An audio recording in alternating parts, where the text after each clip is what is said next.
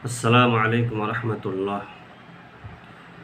کل میں نے بات کی تھی سیرت نبی صلی اللہ علیہ وسلم و دعوت اسلام کے بارے میں کہ اسلام کی دعوت نبی پاک صلی اللہ علیہ وسلم کی سیرت سے کیسے پتہ چلتا ہے اور دعوت کا طریقہ کیا ہونا چاہیے، آپ نے کیا طریقہ اختیار کیا اور آپ کو کون کون سے مسائل پیش آئے، کن کن کٹھنائیوں کا سامنا کرنا پڑا جب نبوت ملی، اور نبوت کے بعد جب اللہ تبارک و تعالی نے حکم دیا فاصدع بما تؤمر کہ آپ کو جو حکم دیا جا رہا اس کو بآواز بلند لوگوں کے سامنے بیان کیجیے۔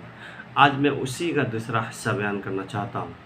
کل میں نے مکہ کے 13 سالہ زندگی کے بارے میں بتائی تھی کہ کن کن مراحل کا سامنا ہوا، طائف والوں نے کیسا بیہیو کیا، طائف والوں نے کیسا آپ کے ساتھ سلوک کیا۔ اس وقت صرف 2 ہی قبیلے تھے، قریش اور بنو ثقیف۔ آج میں ان واقعہ کو بیان کروں گا جب آپ نے ہجرت کی مدینہ کی طرف، اور ہجرت کی وجہ کیا بنی۔ انصار مدینہ کے 2 قبیلے تھے، اوس اور خزرج۔ اوس اور خزرج یہ دونوں قبیلے آپس میں ہمیشہ لڑائی کیا کرتے تھے، آپس میں ان کی ہمیشہ لڑائیاں چلتی رہتی تھی، اور یہاں تک کہ وہ لڑائیاں صدیوں تک چلتی، نسلوں تک چلتی۔ بعد میں کچھ لوگوں نے جو عمر رسیدہ تھے وہ لوگ آپس میں بیٹھے اور انہوں نے یہ سوچنا شروع کیا کہ ہم کب تک آپس میں لڑتے رہیں گے، ہمیں اس کا کچھ حل نکالنا پڑے گا۔ تو لوگوں نے کہا کہ بھئی ہم آپس میں بیٹھ کے تو حل نہیں نکال سکتے، کیونکہ ہم آپس میں ایک دوسرے کے دشمن، اور جب دشمن بیٹھیں گے تو حل نہیں نکلے گا، ہو سکتا ہے کہ وہ آپس کوئی لڑائی ہو جائے۔ ہمیں ایسے آدمی کو تلاش کرنا چاہیے جو ہمارے لیے رہبر بن سکے، جو ہمارا رہنما بن سکے، اور جو ہماری اس لڑائی کو ختم کر سکے۔ اسی بات کو لے کر کے اور اسی سوچ کو لے کر کے وہ لوگ مکہ گئے ہوئے تھے۔ یہاں پہ نبی پاک صلی اللہ علیہ وسلم کو بھی پریشانیوں کا سامنا تھا، یہ بھی اپنے لیے ایک ٹھکانہ ڈھونڈ رہے تھے، ایسی جگہ تلاش کر رہے تھے کہ جہاں سے اسلام کا راستہ آسانی کے ساتھ پھیل سکے۔ اسی مقصد سے وہ گھوم رہے تھے، حاجیوں کے پاس جا رہے تھے۔ ان لوگوں سے ملاقات ہو گئی، انہوں نے ان سے بات کی، اور اسی کو بیعت عقبہ اولیٰ کہا جاتا ہے، جس میں 12 لوگ تھے۔ کچھ شرائط ہوئے، اور ان شرائط کے بعد پھر اگلے سال بیعت عقبہ ثانیہ ہوئی، جس میں 70 لوگ تھے۔ مزیدار بات ہے کہ جب یہ بات ہو رہی تھی تو اس وقت آپ کے چچا حضرت عباس بھی آپ کے ساتھ تھے، جو اس وقت تک اسلام نہیں لائے ہوئے تھے۔ انہوں نے کہا کہ یہ مدینہ والوں، یہ ہمارا بھتیجا ہے، ہم اس کی حفاظت کرتے ہیں، بنو ہاشم پوری اس کی حفاظت کرتا ہے۔ اگر تم اس کو اپنے پاس بلانا چاہتے ہو تو اس بات کے لیے تیار ہو جاؤ کہ پورے عرب سے تمہیں لڑنا پڑے گا۔ اگر تم اس کی حفاظت کر سکتے ہو تو پھر لے کے جاؤ، ورنہ ہم اس کی حفاظت کر لیں گے۔ ان لوگوں نے کہا کہ ہم اپنی جان پہ کھیل کر کے ان کی حفاظت کریں گے۔ یہ سب بات ہو گئی۔ آپ نے فرمایا کہ میں بھی تیار ہوں جانے کے لیے، بس اللہ کے حکم کا انتظار ہے، اللہ جیسے ہی ہمیں حکم دیں گے میں آ جاؤں گا۔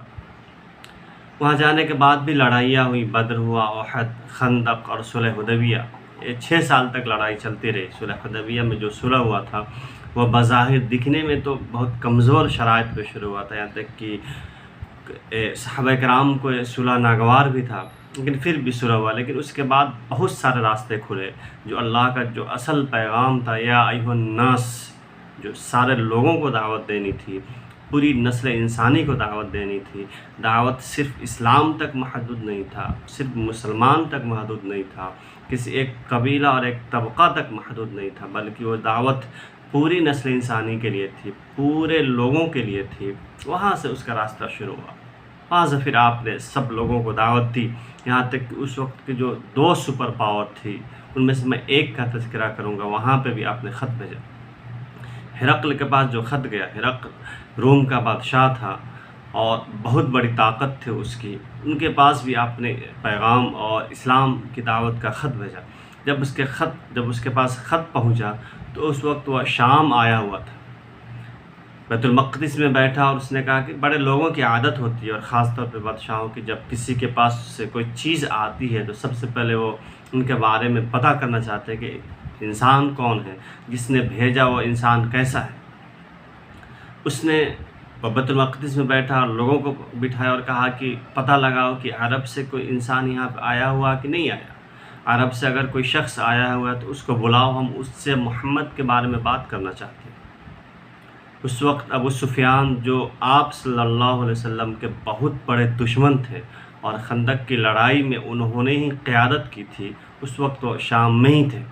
ان کو بلایا گیا، دربار میں بلایا گیا، ان سے کہا کہ میرے پاس ایک خط آیا ہوا ہے، عرب کا ایک لڑکا ہے محمد، اس نے مجھے خط بھیجا ہوا، نبوت کا دعویٰ کر رہا ہے، میں اس کے بارے میں تم سے پوچھنا چاہتا ہوں۔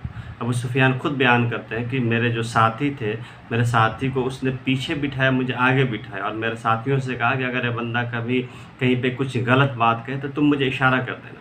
انہوں نے کہا کہ مجھے اس چیز کا ڈر تھا اور اسی وجہ سے میں نے ساری بات سچ سچ بتا دی، نہیں تو میں جھوٹ بھی بول سکتا تھا۔ اللہ کی شان دیکھیں، اللہ جب کسی سے دین کی دعوت لینا ہوتا ہے تو کسی سے بھی لے لیتا ہے۔ اللہ کسی چیز کا محتاج نہیں ہے، اللہ کسی بھی چیز کا محتاج نہیں، محتاج ہم ہیں، اللہ محتاج نہیں۔ اگر ہم کہیں کہ نہیں ہم ہی اسلام کی دعوت دیں گے تو ایک غلط ہے، ہمارا بھرم ہے۔ اللہ کسی سے بھی اسلام کی دعوت لے سکتا ہے اور اسلام کا کام کرا سکتا ہے۔ دیکھیے ایک کافر سے اللہ اسلام کی دعوت پہنچا رہے، ایک کافر کے پاس، اور وہ بھی صحیح طریقے سے اسلام کو صحیح شکل میں انسان پیش کر رہا ہے۔ اس وقت چونکہ وہ اسلام لائے نہیں تھے تو اس وقت وہ کفر کی حالت میں تھے، تو کفر کی حالت میں بھی انہوں نے اسلام کو صحیح طریقے سے ایک کافر کے سامنے پیش کیا۔ اس نے بہت ساری چیزیں پوچھی، اور اس نے بھی پوچھا کہ بتا کہ تمہارا اس کے بارے میں کیا خیال ہے، محمد کے بارے میں تمہارا کیا خیال ہے۔ انہوں نے کہا کہ ہمیشہ وہ سچ بولتے ہیں۔ پھر ہرقل نے پوچھا کہ ان کا کیا پیغام ہے، اس نے بتایا کہ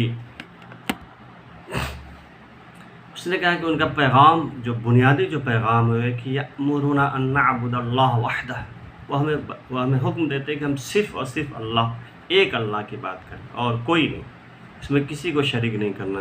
جو تم لوگ 360 بتوں کی بات کرتے ہو، نہیں، یہ سب غلط ہے، صرف ایک اللہ کی عبادت کرنی۔ یأمرنا ان نعبد اللہ وحدہ ونترک ما کان یعبد آباؤنا، اور ہم ان چیزوں کو چھوڑ دے جو ہمارے آبا و اجداد کیا کرتے تھے۔ ہمارے آبا و اجداد بتوں کی پوجا کرتے تھے، ہمارے آبا و اجداد مورتیوں کی پوجا کرتے تھے، ہم کو اس کو چھوڑ دینا ہے۔ پھر آگے وہ یأمرنا کہ وہ ہمیں حکم دیتے کہ ہم نماز پڑھیں اور سچائی کا راستہ اختیار کریں، پاکدامنی کا راستہ اختیار کریں۔ تو ایک پورا پیغام تھا۔ تو انہوں نے کہا کہ یہ تو صحیح بات ہے کہ مطلب کہ صرف ایک اللہ کی عبادت کا وہ پیغام دے رہے ہیں اور پھر سچائی کا پیغام دے رہے ہیں۔ ابو سفیان نے ساری چیزیں بتائی کہ ایک کہ اللہ کی عبادت کا پیغام ہے، سچائی کا پیغام ہے، جو ہمارا آبا و اجداد کرتے ہیں ان کو چھوڑنے کا پیغام دیتے ہیں، سچ بولنے کا اور پاکدامنی کا، صلہ رحمی کا، ان ساری چیزوں کا پیغام دیتے ہیں۔ دیکھیں ایک انسان جو کفر کی حالت میں، وہ بھی اسلام کی سچی تصویر پیش کر رہا ہے، اسلام کی سچی تصویر کشی کر رہا ہے، اسلام کو صحیح پیغام میں اور صحیح طریقے سے پیش کر رہا ہے۔ دیکھیں اللہ تبارک و تعالیٰ نے کتنے اچھے طریقے سے اسلام کی دعوت کو پڑھا ہے۔ اللہ تبارک و تعالیٰ نے قرآن مجید میں بھی فرمایا کہ اسلام کی دعوت دینے کا طریقہ کیا ہونا چاہیے۔ ادعو الی سبیل ربک بالحکمہ والموعظۃ الحسنہ وجادلہم باللتی احسن، کہ یہاں پہ اللہ نے 3 طریقے بتائے، 3 طریقوں کو اختیار کرنا چاہیے۔ جب ہم کسی کے سامنے اسلام کی دعوت دیں تو یہ 3 طریقہ اختیار کرنا چاہیے۔ ادعو الی سبیل ربک بالحکمہ، کسی کو حکمت کے ساتھ، حکمت کا مطلب ہوتا ہے کہ کہاں پہ کون سی بات کرنی چاہیے، بات کرنے کا طریقہ کیا ہونا چاہیے، اس کا وقت کیا ہونا چاہیے، اور بات کو کس طریقے سے اور کس ڈھنگ سے سامنے والے کے سامنے پیش کیا جائے، اور پھر وہ کن دلائل کے ساتھ ہو۔ کیا آپ صرف ایسے ہی کوئی بات کر رہے ہیں، کیا اس بات کو کرنے کا کوئی دلیل بھی آپ کے سامنے ہو؟ یہ ساری چیزیں ہونی چاہیے۔ اس کو حکمت کے اور موعظۃ الحسنہ، نصیحت کے ساتھ، کہ اچھی چیزوں کو کرنے کا حکم دیا جائے، بری چیزوں سے روکا جائے۔ جو اچھی چیزیں ہیں اس کو کہا جائے کہ نہیں، نماز پڑھنی ہے، روزہ اللہ نے فرض کیا ہے، اس کو کرنا ہے، زکوٰۃ اللہ تبارک و تعالیٰ نے صاحب نصاب کے اوپر فرض کیا، زکوٰۃ دینی ہے، حج اگر اللہ نے آپ کو استطاعت دی ہے، اگر آپ حج کر سکتے ہیں، اتنا پیسہ آپ کے پاس اب ہر طرح سے صحیح ہے تو آپ کو کرنی ہے۔ آپ کو برائیوں سے رک جانا ہے، جھوٹ بولنے سے رک جانا ہے، تو اس کو والموعظۃ الحسنہ کرو، وجادلہم باللتی احسن، کہ اگر کسی سے بحث ہو جائے، کوئی بات ہو جائے تو اس کا طریقہ اچھا ہونا چاہیے۔ بحث بیتوکی باتوں پہ نہیں ہونی چاہیے، بلکہ دلائل پہ ہونی چاہیے۔ آپ کو ثابت کرنی ہے کہ اللہ ایک ہے، دلیل کے ساتھ، صرف زبان سے نہیں، صرف اپنے عقیدے سے نہیں، آپ کو ثابت کرنی ہے۔ نماز اللہ نے فرض کیا ہے، اس کو بھی ثابت کرنی ہے کہ نماز کے فوائد کیا ہیں، نماز کے پڑھنے کا طریقہ کیا، صرف یہ نہیں کہ نماز پڑھو۔ اگر آپ کسی ایسے انسان جو نماز سے مکمل ناواقف ہے، آپ اس کو صرف اگر جا کر کہہ دیں کہ نماز پڑھو، اللہ کی طرف آپ، تو آپ سے سوال کرے گا کیوں آئے، کیوں ہم نماز پڑھیں. آپ کو ان چیزوں کو بھی دلیل سے پیش کرنی ہے. روزے کو بھی، ہر چیز کے پیچھے اللہ تبارک و تعالیٰ نے حکمت. اللہ کا کوئی بھی معاملہ، کوئی بھی کام بنا حکمت سے خالی نہیں. اللہ نے جو بھی چیزیں، قرآن کریم ایک بہت بڑی حکمت والی چیز ہے. قرآن کریم صرف ایک کتاب نہیں ہے کہ جس کو ہم پڑھ لیں اور پھر رکھ دیں. نہیں، آج کل لوگ قرآن کریم کو پڑھتے ہی نہیں ہیں، ان کے پاس وقت ہی نہیں ہے. کبھی پڑھ بھی لے تو غور نہیں کرتے کہ قرآن کریم کا پیغام کیا ہے. صرف پڑھ لیتے ہیں ثواب کی نیت سے. پڑھنا ہے ثواب کی نیت سے ہی پڑھنی، لیکن اس میں ہمیں غور و خوض بھی کرنی ہے. ہمیں سوچنا ہے کہ قرآن کریم ہمیں کیا پیغام دیتا ہے، قرآن کریم کے احکامات کیا ہیں. قرآن کریم جیسی کوئی کتاب نہ دنیا میں آئی تھی نہ آئی ہے. چاہے کفار یا دوسرے لوگ چاہے کتنی بھی کتابیں لے کے آ جائے، کتنی بھی اچھی کتابیں، لیکن قرآن کریم کا مقابلہ ہو ہی نہیں سکتا. ایک رتی برابر بھی مقابلہ نہیں ہو سکتا. لیکن افسوس ہے کہ ہم ہی قرآن کریم کا پیغام نہیں سمجھ پا رہے ہیں. قرآن کریم کا میسج کیا ہے وہ ہم سمجھ نہیں پا رہے ہیں اور دوسروں تک پہنچا نہیں پا رہے ہیں. ضروری ہے کہ ہم قرآن کریم کے میسج کو سمجھیں، دوسروں تک پہنچائیں. ہمیں ہمارا اپنا حق ادا کرنا ہے. ہمیں سمجھنا ہے کہ ہمیں دنیا میں کیوں بھیجا گیا، ہمارے دنیا میں آنے کا مقصد کیا ہے. ہم یوں ہی آئے یوں ہی چلے گئے، ایسا نہیں ہے. ہمیں اپنے اوپر بھی دھیان دینی ہے، اپنے آپ کو بھی صحیح راستے پہ کرنا ہے، دوسروں کو بھی صحیح بات بتانی ہے، دوسروں کو بھی صحیح بات بتانے کی تلقین کہیں. آپ صلی اللہ علیہ وسلم کا آخری پیغام بھی تھا کہ جو لوگ یہاں موجود ہیں وہ ان لوگوں تک میسج پہنچا دے جو یہاں پہ نہیں ہیں. اس کا مطلب کیا؟ صرف یہ پیغام وہیں کے لوگوں تک نہیں تھا جو صحابہ کرام آپ کے سامنے تھے اور جو نہیں تھے. صرف وہیں تک پیغام نہیں تھا کہ جو ابھی میرے سامنے ہیں وہ ان لوگوں کو پہنچا دو جو ابھی نہیں آ پائے. نہیں، یہ پوری دنیا تک، جب تک دنیا رہے گی تب تک کے لیے پیغام ہے کہ یہ بات دوسروں تک پہنچانی ہے. اور یہی ایک دعوت کا طریقہ ہے. یہی دعوت کا طریقہ ہے کہ دعوت کو ہمیں کس طریقے سے پہنچانا، اس کا نہج کیا ہونا چاہیے، اس کا طریقہ کیا ہونا چاہیے، اس کا اسلوب کیا ہونا چاہیے. دعوت کے پہنچانے کا اسلوب کیا ہو، ہم کس انداز میں پہنچائیں.